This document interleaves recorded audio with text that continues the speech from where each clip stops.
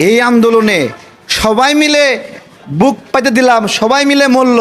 প্রথম শহীদ ছাত্র শিবিরের নেতা, দ্বিতীয় শহীদ ছাত্র দলের নেতা, চতুর্থ শহীদ ছাত্র দলের নেতা, এভাবে 200 ছাত্রদল যুবদল লোক, বিএনপির লোকেরা মারা গেল, কয়েক হাজার আহত হলো। সব এখন ভাষায় দিতে চায়, সব ভাষায় দিতে চায়। আমি বলি তাহলে একটা কাজ করেন, এই বাংলাদেশ থেকে বিএনপি নামের দলটা পুরোপুরি বন্ধ হয়ে যাক, শিবির নামের সংগঠন বন্ধ হয়ে যাক, সবাই নিষ্ক্রিয় হয়ে যাক। ধরেন তারা কখনো ছিলই না। হাসিনা বাংলাদেশের কর্তৃত্ব নিতে কয় মিনিট লাগবে বলেন?